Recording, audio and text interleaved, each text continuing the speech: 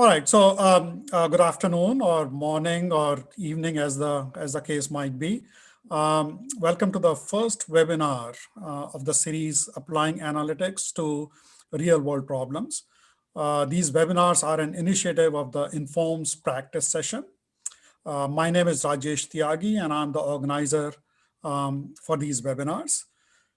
Today's presentation is on a very timely topic. Media manipulation in the 2020 elections, implications for national security. Our presenter, Dr. Douglas A. Samuelson, is the president and chief scientist of his own consulting company, InfoLogix, in Annandale, Virginia. He has been a federal policy analyst, consultant, successful high-tech entrepreneur and executive, patented inventor, political campaign professional, and an adjunct and research faculty member at several universities. His consulting and research focuses on risk-advised decision-making, machine learning, cybersecurity, wargaming, healthcare policy, and disaster response and preparedness. He holds a doctorate in operations research from the George Washington University. We are going to have a question and a session after the webinar, which will go from 1 to 1:30 p.m.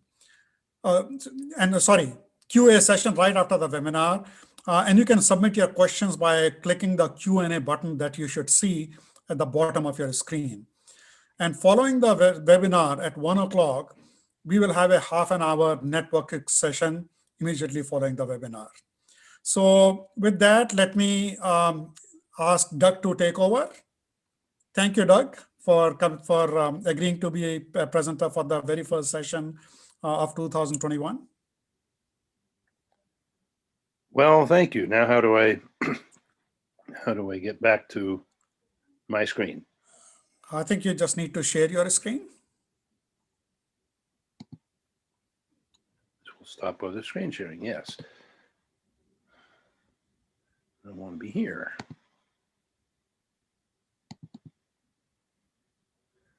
Good. I can see it. Yeah. Except I want to go back one. Here's my title slide. Hello, thank you all for coming. And indeed, I'm going to show you a little of what you didn't see in the scholarly analyses I've seen of the last election, talking about the messages in the New York Times and the Wall Street Journal and other mainstream media, and the polls and all the traditional instruments of campaign analysis, and why they didn't predict very well what was going to happen, either this time or 4 years ago. There's a reason for that. I'm going to show you. There have been a lot of new developments in campaign technology. At least they seem new. We have a lot of information and disinformation communicated through social media. We have this shift from the written word to visual images. We have growing, call it tribalism for want of a better word. And we have micro-targeting, very specific messages targeted to very small groups of voters. And this is all brand new technology, and it's revolutionized everything, right?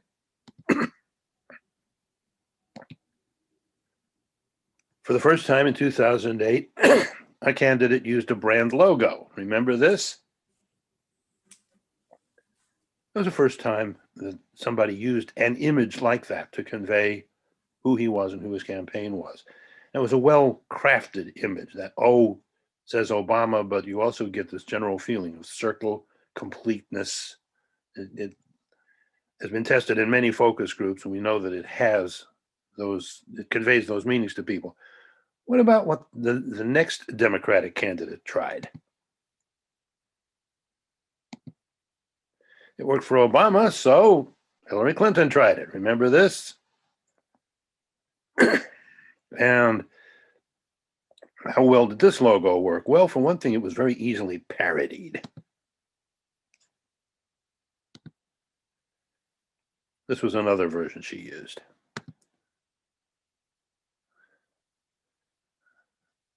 Is the caption visible here? Yeah, it is. I'm just not entirely sure a big red arrow pointing to the right is the best logo for a Democratic candidate.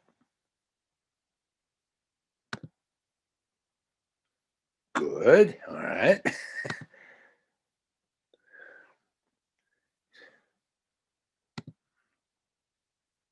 Oi.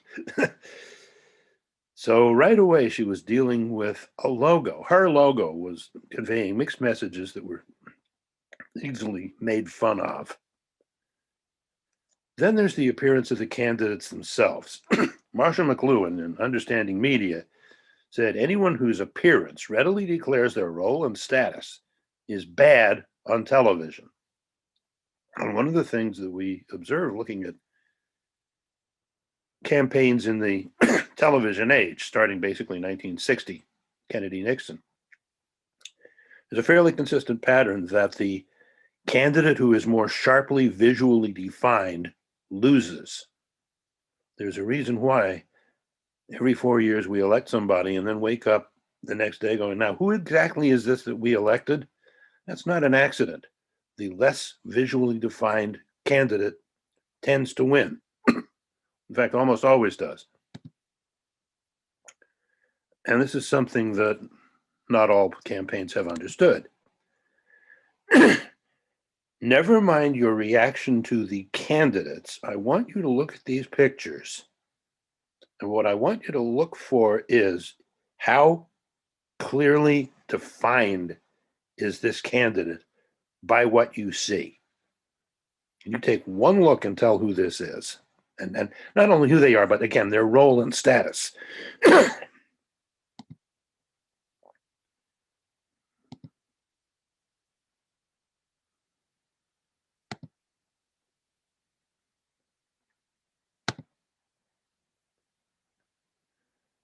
Okay, now what did you see? Don't these images just scream corporate lawyer turned politician? All of them? How much variety do you see there? By way of comparison, somebody surprised her with something. By way of comparison, look at this guy. I know it's going to be painful for some of you, but look. And again, what I want you to do is not react to what you know about the candidate, but what do you see? How much do you learn about the candidate looking at the pictures?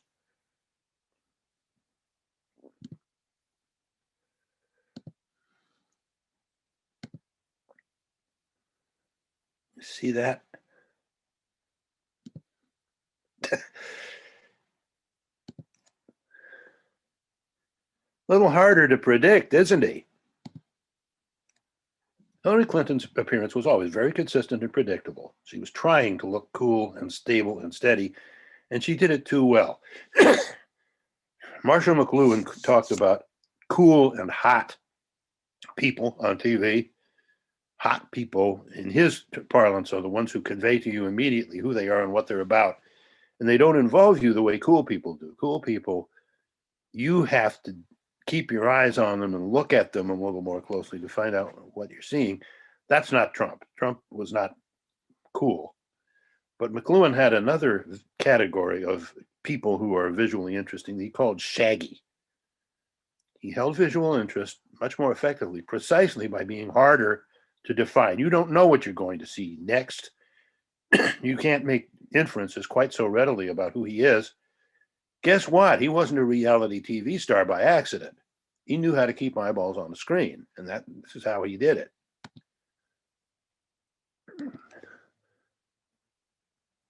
What McLuhan said is that just the presence of a new communications medium has more of an effect than any content. TV and the net convey images, not words, so we become more attuned to images.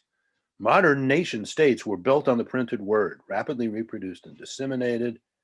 And this change to image-heavy communication changes social and political structures. If you want to tell your people what to do in a large organization, writing a policy, writing some memos, may not be the most effective way to do it anymore. That was the way to do it 50 years ago. But now there's all this, how do you set a culture? How do you set expectations? It's different. And certainly when you're doing a political campaign, you have to take that into account.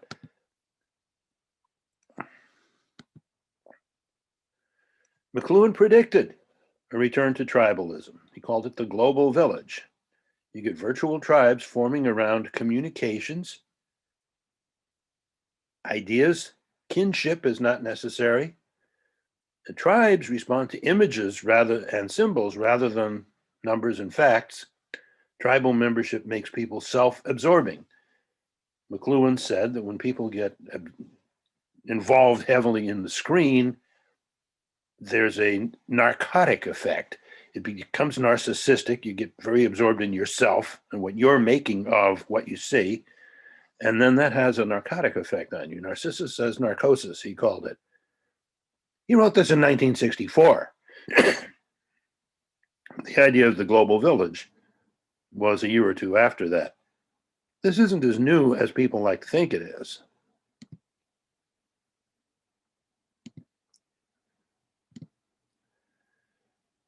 Another thing that is very highly effective now, but not entirely new, you can aim messages to very specific groups with very specific priorities. You can fine-tune your message delivery via social media. So you hit the Catholics with the message that your opponent is pro-abortion. You hit the liberals with the message that your opponent is nasty toward poor people. New idea? Not really. Eugene Burdick, who was a political scientist at Berkeley and also a very successful novelist, described this process as he saw it developing in California with the campaigns there in 1956. The Ninth Wave is a neglected classic novel. It's brilliant. It's his first novel, so there are some, let's say that if you want to be a literary critic, there are some ways you could criticize it. But he laid it all out. This is how you do it. This is how you manipulate. This is how you move people to do things they didn't think they wanted to do. And this is what's done. You have this micro-targeting. You understand how to move small blocks of voters in the right direction without alerting others who disagree with those particular messages. And this is used for both persuasion and get out the vote. You figure out where to target. You figure out where to have your in-person events. You figure out what messages to deliver through what media and how. The most successful candidates in my jurisdiction, Virginia, especially Northern Virginia, became very adept at attracting and getting out the vote of Latinos and Asians because they don't pay much attention to the Washington Post endorsement. They don't pay that much attention to the Washington Post, period. The way you get them is you show up at their community events with their leaders, and there are a lot of pictures taken with you and their leaders holding hands and smiling and waving at the crowd so that people get the message visually. This person is with us. This is somebody who understands what we're about and will be helpful to us.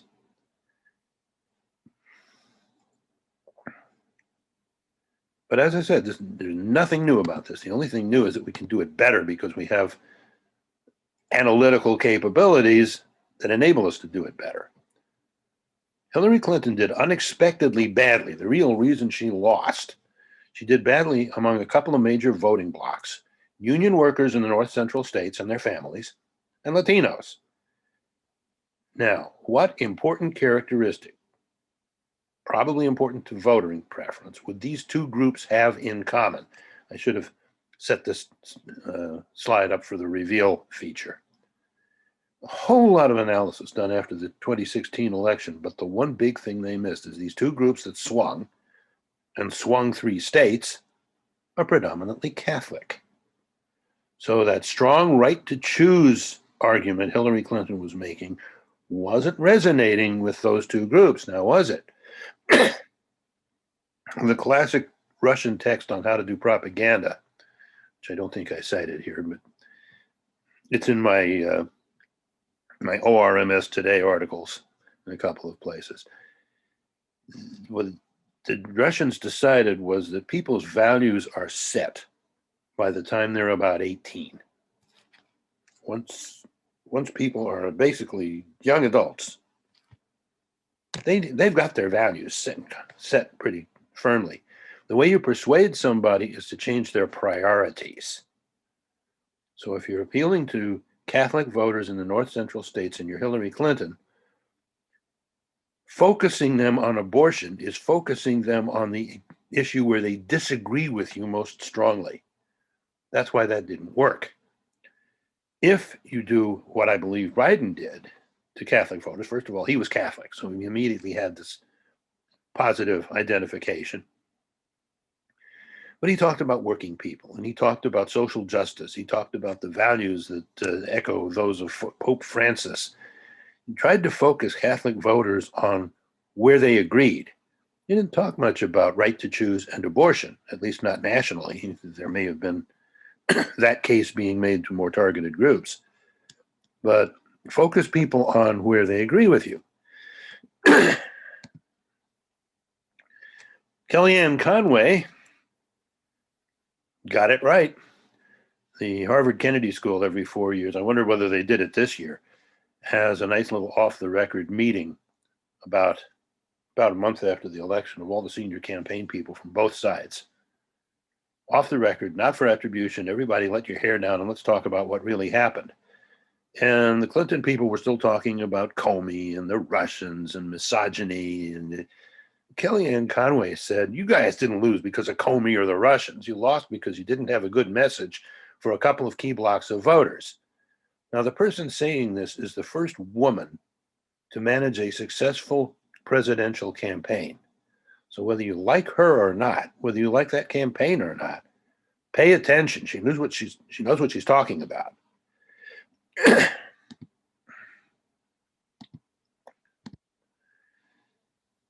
Conventional polls don't work very well anymore. We've been surprised repeatedly.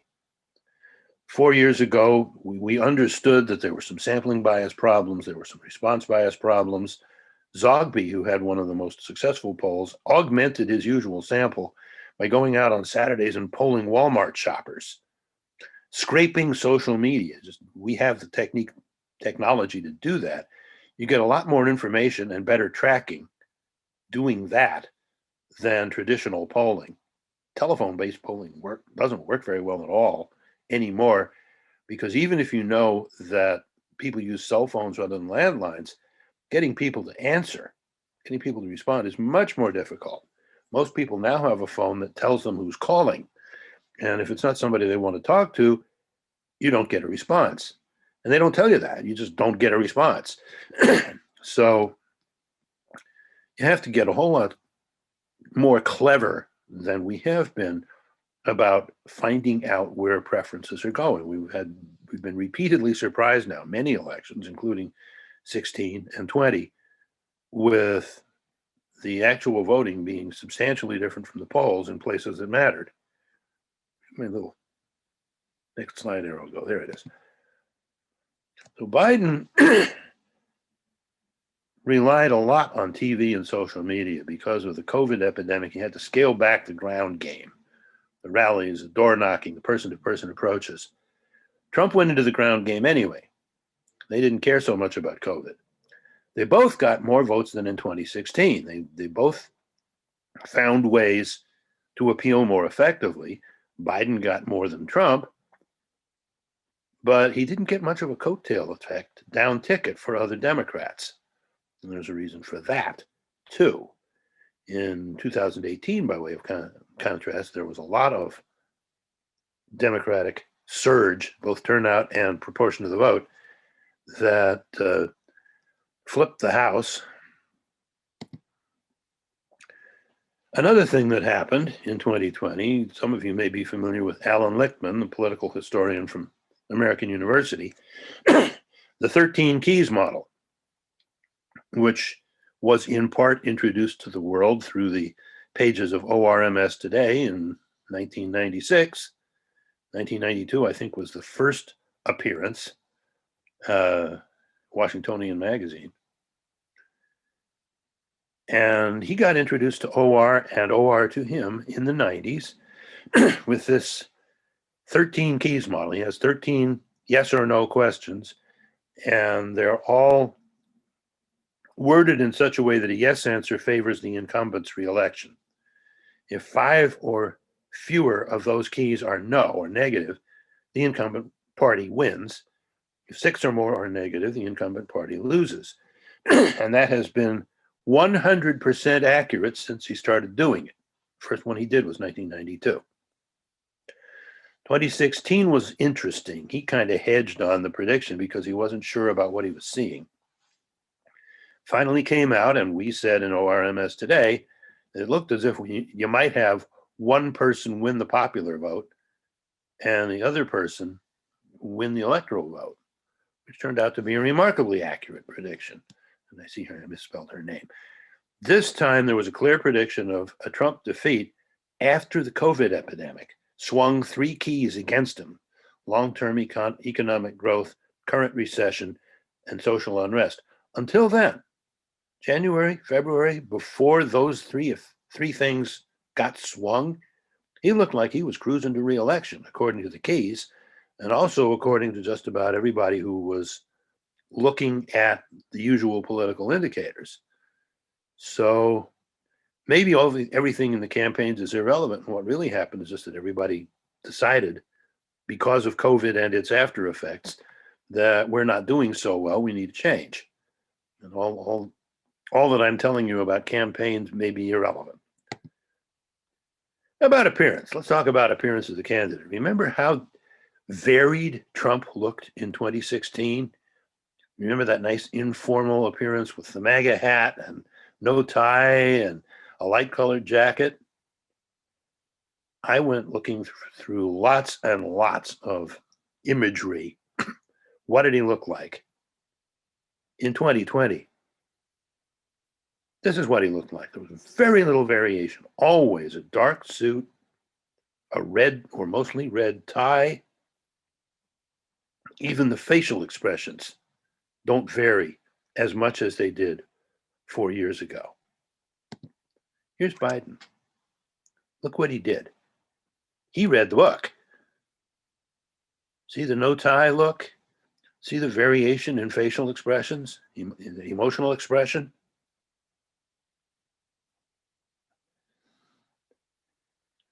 So this was another thing that worked in his favor, big thing that worked in his favor, since he couldn't rely on a whole lot of person-to-person campaigning. And then there's this. Michael Moore, who predicted Trump's win in 2016, said, "You'll never beat Trump arguing about policy with him. The only way you're going to beat Trump is ridicule." So we see things like this. And these. I have to tell you, these are, we're now moving away from campaign messages. There's a lot of other stuff going on, including things got pretty nasty. You see something interesting about this? These are both hacks, manipulations of the cover page of Biden's website. The one top left, somebody added a caption that did not come from the campaign, attacking Trump. The bottom right, somebody made a little addition, attacking Biden. But they used the same image. People were playing off the official images to give other messages. Okay, now what I want to do, let's see if I can make this happen. But now Now it's coming. okay, here we go. I'm not going to touch anything. Now, is the volume down or something? Okay, that's fine. The truth is, I will infect you all through my tweeting, my mad existence. I broke my promise, won't keep my distance. I always say too much, never mind the thousands of lies I have told to you.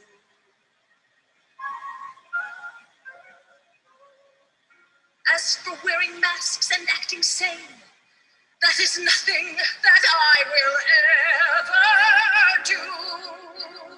So don't cry for me, Secret Service. Though COVID might just well kill you. While on my joyride, I spread the virus. I broke my promise. Won't keep my distance.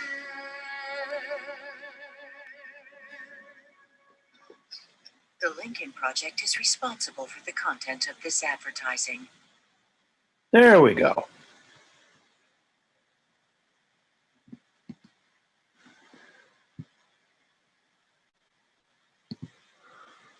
Over the age of 50, cheese can leave a permanent mark on the brain. As a brain and memory specialist, when my patients ask me what they can do to improve their memory, the answer is always the same. The fastest way to improve memory is to avoid certain You can skip the ads there if you. I don't want to skip ahead. I want to go back to my PowerPoint. Many of today's Okay, just I think you just need to share screen again and pick the PowerPoint. Yeah.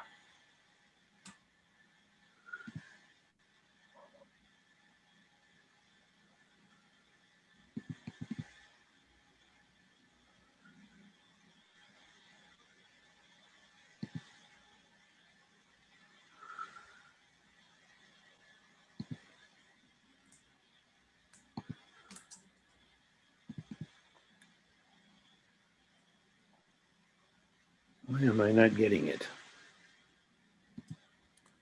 I just see a small, the upper part of it.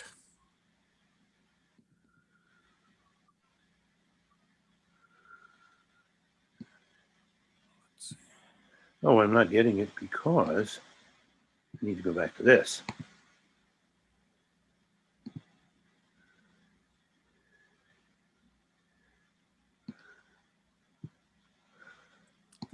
Right here. We can see it now. You can see Yeah, I can see the whole slide. findings. Yes. Let's do that. Good. So, new communications media have profoundly changed the social structure of the country, elections included. We have this rising tribalism. We have micro-targeting. Image-based messaging is much more important now than in the past and will increase in influence. That ad I just showed you, I believe, was the most effective spot of the entire campaign. Did you notice how much of it was imagery and how little of it was, actually none of it was like a policy message or anything like that? So this is the way you get a message across. Now, groups outside the parties and candidates are much more important and influential. That ad I showed you didn't come from a campaign. It came from the Lincoln Project, which is a group of Republicans who decided that they despised Trump and wanted to let the country know about it. The elephant in the room here is the evangelical and so-called self-labeled Christian right. Going back to Ralph Reed and the Moral Majority and the 700 Club, this again is 40 years, 50 years old, but it's become much more assertive. It's become much more powerful. There's a whole lot more messaging by, in particular, right-wing Christian preachers to their followers. Disregard everything you hear in the mainstream media. Don't pay any attention to the politicians. They're all lying to you anyway. Listen to me. Here's what God wants us to do. And similarly, you have these right-wing groups, the Proud Boys, Boogaloo Boys, the Oath Keepers, who think that the government has been taken over by socialists and worse and needs to be brought back by the true patriots. QAnon takes it a step further. This is basically an apocalyptic cult. They thought there was going to be something like, the rapture on Inauguration Day, and Trump would declare martial law, resume the presidency by executive order, and everybody would go along. I don't know all the elements of the plan, as they called it, but it didn't quite work. Trump tried to stimulate and orchestrate a lot of this anti-liberal, anti-government, white supremacist in many cases support But then he lost control of what was going on. He lost control of his supporters, may have lost control of himself. That's an assessment that we don't need to get into today, whether it happened or not. But certainly there's the old story about if you want to ride on a tiger, you might want to be prepared for the possibility that you'll end up as dinner. Most important, and this is the real thing I want to make sure you get. These campaigns, the 2020 campaigns, provided an example of how to disrupt government networks, government processes in general. This goes way past campaigns. You undermine confidence in facts and information sources. You stimulate isolation into alienated, mutually hostile bubbles where they're listening only to their internal messages about how bad the other folks are. You increase uncertainty to where people will need to think more about what to believe and what to do. This works in military networks too. Or it does. It would more, but it does. The effective response is not to try to play whack-a-mole and knock out every hostile group. You build communities, you promote stability and trust. The U.S. Was very good at this in places like Iraq and Afghanistan.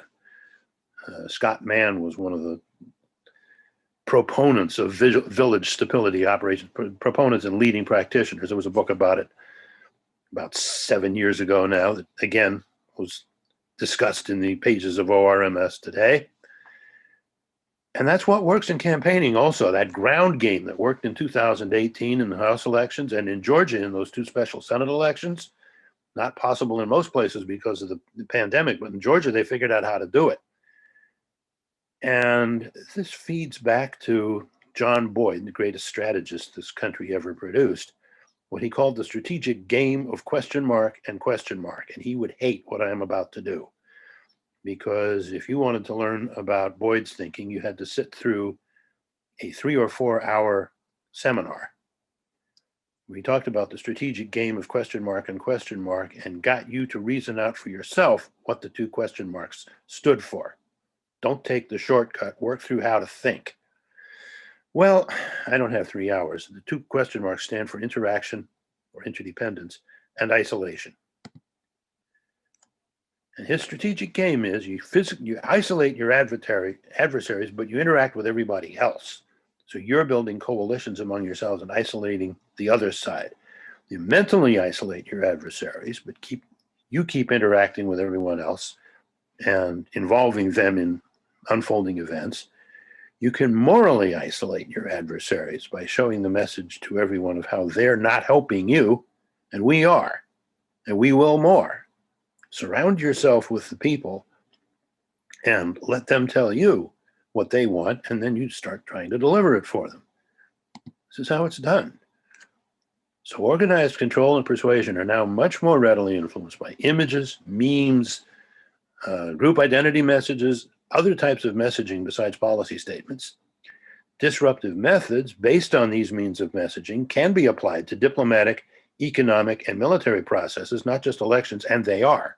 The Russians have been doing this for 5 years, at least, interfering in the economic and policy-making processes, not just elections, in something like 8 or 10 other countries, mostly in Europe. They did it in the US also, but they've been more successful with it in Eastern Europe. This is also well documented by responsible sources. So building communities and trust are critical to countering these means of disruption.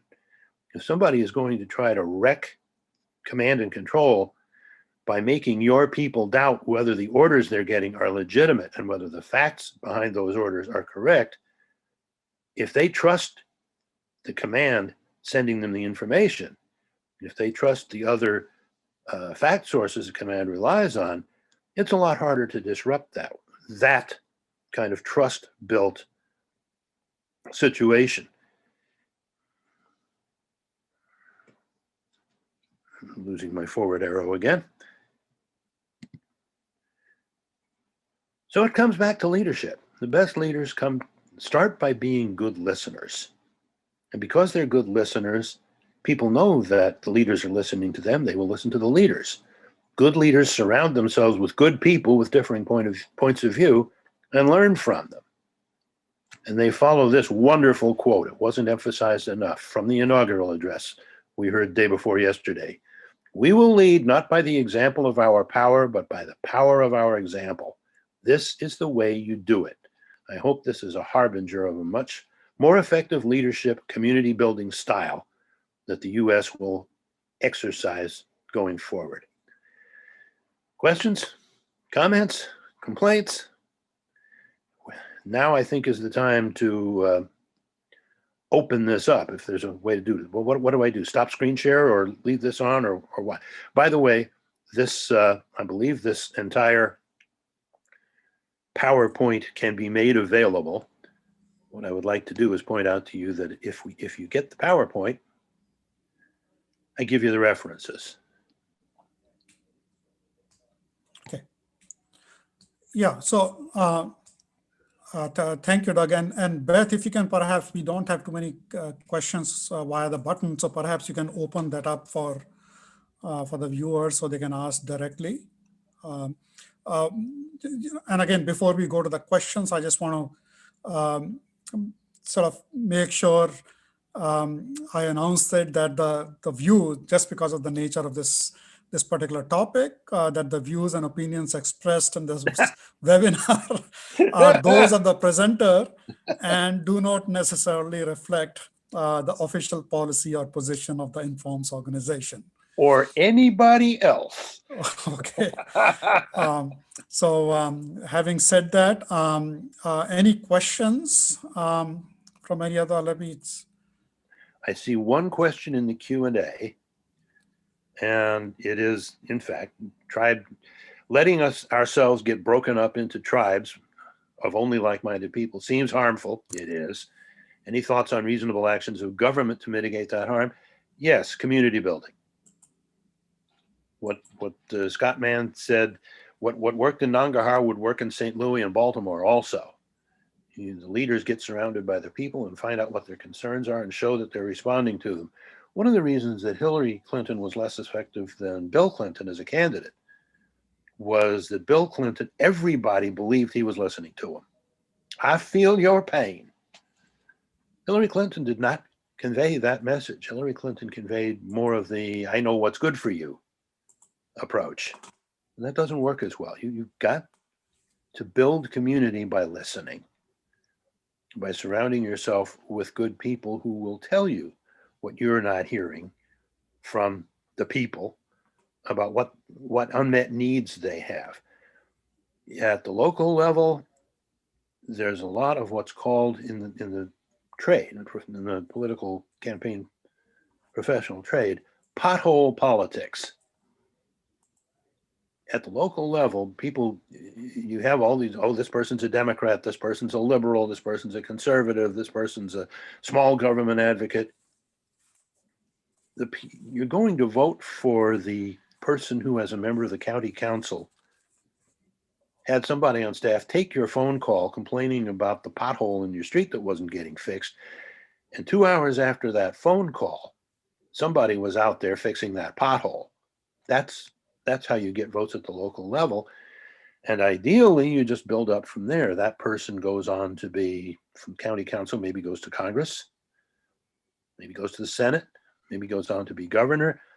And at this high level where they're certainly don't have time to talk to everybody in the state or the congressional district or whatever, they have a lot of people in their constituency. Oh yeah. When I had a problem, he got it fixed. And that's how you build up the kind of community that is resistant to these splinter messages. I hope that at least partially answers the question. All right. I don't know if people have ability to speak and ask questions. Probably not what I see from a message from Beth. So perhaps if you have any questions, you can just type it into the Q&A. Yeah, put it into the Q&A. I can see that and I can read it and answer it. Right. So please type it into the Q&A. While we are waiting, maybe perhaps I can ask one question. So 2024 elections is, even though it seems like 4 years away, but the whole campaigning starts in another couple of years or so.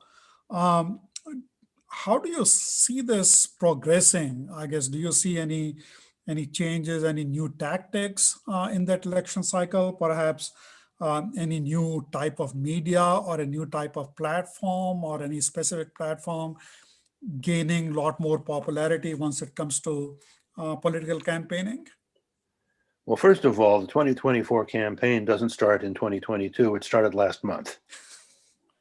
Donald Trump has already raised something like $270 million towards his 2024 campaign. He literally hit the ground running. And other people are doing the same. It's no longer the case that a presidential election is something that happens for 3 months every 4 years.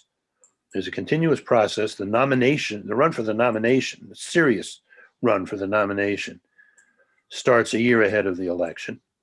And there are all these other elections, the down ticket elections. We'll have a big midterm election in 2022 that may change control of the House and Senate, depending on how things are going. Right now, the Senate is 50-50. So a lot could happen.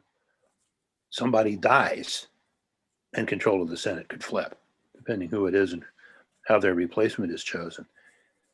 So politics has become a continuous process, and this bubble building, creating groups of like-minded people who become political forces, that's continuous. That's going on all the time. I think one of the things that should change between now and 2022, if not 2020, certainly 2024, is a government that pays a lot more attention to building and maintaining people's trust, not only in the government, but in common sources of fact, common sources of information. Just make it harder for somebody to come along and tell you all the stuff you're hearing from the news media is lies. Listen to me, I have the truth. And whether that's a political candidate or a religious leader or some cult leader, whatever,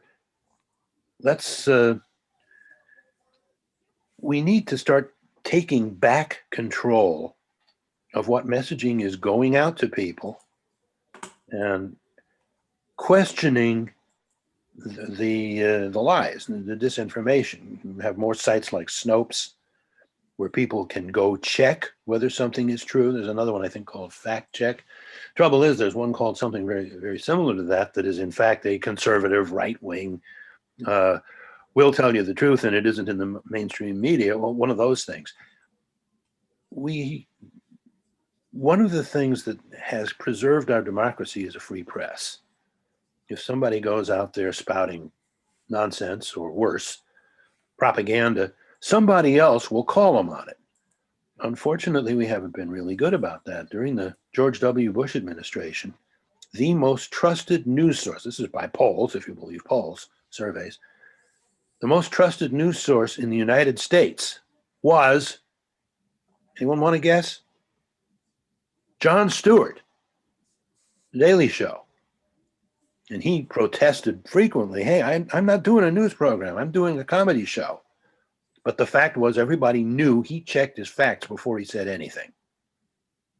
I don't think he was ever caught in an outright falsehood, even inadvertent. They checked. Other folks got caught. The news cycle is getting shorter and shorter. It's becoming a faster and faster process. And whoever gets out there first gets heard. The people who don't stop to check facts have an inherent advantage in this process because they can go out with what they think right away. And somebody who wants to make sure they've got their facts right first will take a little longer. So one of the things we have to do as a public, as consumers of information, is don't believe the first thing you hear and start paying attention to whether somebody has been caught in one falsehood after another, and don't give them so much credence. We as analysts also have a role here. because after all, many of the questions, the big questions, have numbers behind them. How bad is the COVID epidemic? How quickly is it spreading? Which measures of mitigation work? Which responses are being effective? Those are all analytical questions. And we are people who should be in the lead analyzing them. Some other presentation, I'll tell you why all the COVID models were wrong. We got stuck with a particular way of looking at things involving differential equation modeling. It's 100 years old, and it doesn't take into account that this one isn't spread by single very active spreaders, as most other epidemics are.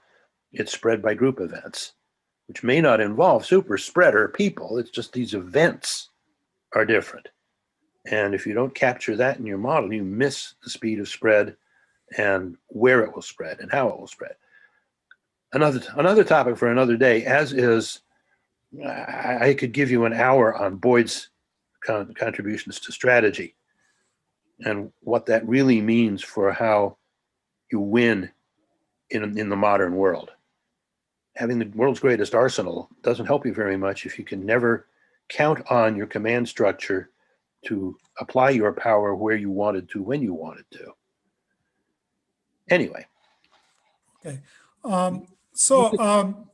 think the big message is we need to think about this stuff. We can't be spending all of our time finding a third level refinement to how you optimize the search step in the projective gradient algorithm and not pay any attention to what the analysis will be used for and what data is available to do the analysis.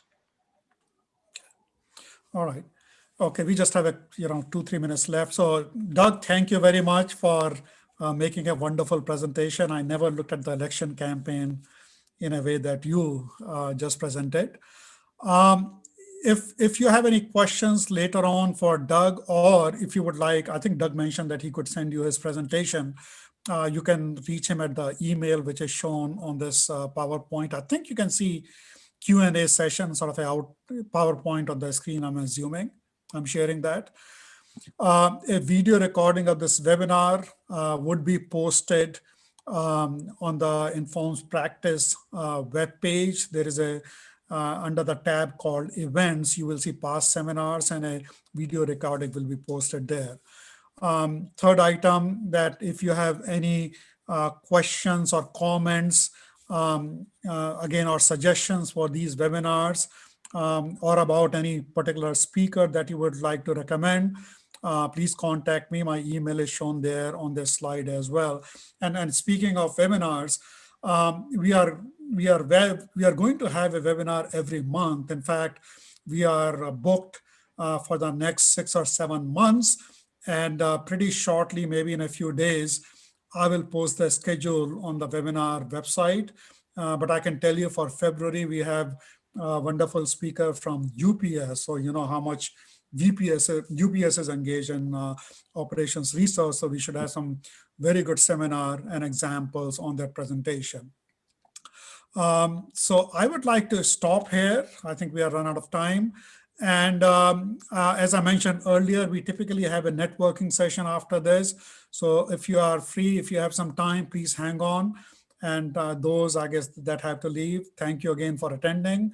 And Doug, I guess, since we don't have any questions, feel free to stick around or leave as you may have to. Thank you again for the presentation today. I'll be happy to stick around. Thank you all for listening. And I hope that more than one of you had the reaction I loved from Rajesh.